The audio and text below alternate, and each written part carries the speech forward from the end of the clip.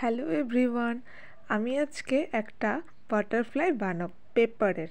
তো দেখা যাক আমাদের এই পেপারের বাটারফ্লাই বানাতে কি কি লাগছে। প্রথমে আমরা নিয়েছি একটা মাউন্ট বোর্ড, দুটো বড় সাইজের, আর নিয়েছি কালারিং কিছু আর্ট পেপার। এবার আর্ট পেপারগুলোকে কাটার জন্য একটা শেপ বানিয়ে নিয়েছি মাউন্ট বোর্ড দিয়ে, পাতা শেপের কেটে আমরা এটার সাহায্যে এক এক করে আর্ট পেপারগুলো কেটে নেব। হলুদটা যেমন আমি কেটেছি, এভাবে প্রত্যেকটা কালারের যে আর্ট পেপারগুলো আছে সেগুলো সব আমরা এক এক করে কেটে নেব, ঠিক এইভাবে।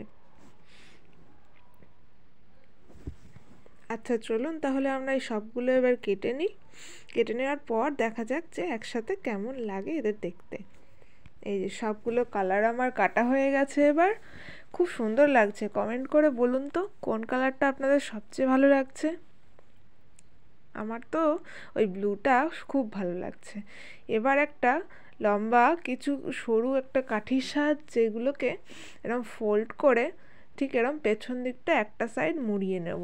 এভাবে আমরা সবগুলো করে নেব। সবগুলো পাতার যে সাইজ কেটেছি সেগুলো আমরা সব করে নেব।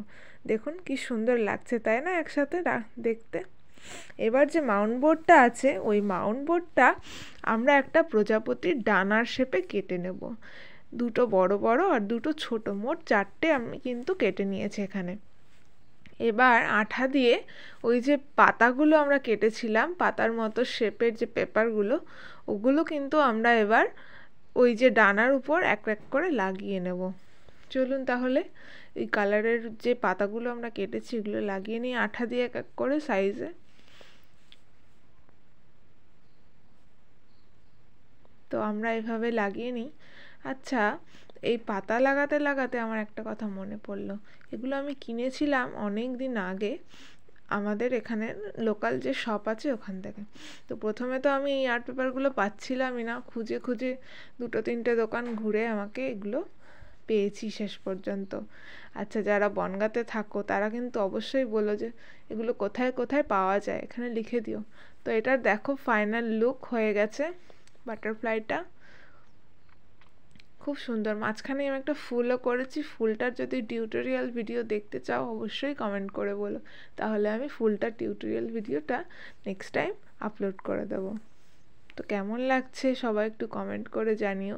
যদিও এটা আমি ছবি তোলার ব্যাকগ্রাউন্ডের জন্য বানিয়েছি, কিন্তু আমি এখন এটা টাঙিয়ে উঠতে পারিনি বিকজ এটা প্রচণ্ড ভারী। Thank you for watching. ভিডিওটা ভালো লাগলে কিন্তু অবশ্যই কমেন্ট করে জানাতে ভুলবেন না যে কেমন লেগেছে আপনাদের।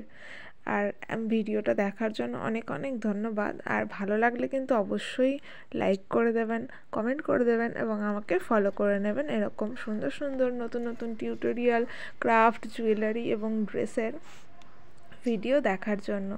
চলুন আজকে তাহলে আমি এখানেই শেষ করছি। আপনারা বাটারফ্লাইটা একবার ভালো করে সুন্দর মতো দেখে নিন। টাটা। ও হ্যাঁ, আর একটা কথা, এই বাটারফ্লাইটা যে কীভাবে আমি টাঙাবো আমি বুঝতে পারছি না। যদি আপনাদের কাছে কোনো আইডিয়া থেকে থাকে সেটা কিন্তু আমাকে জানাতে একদম ভুলবেন না।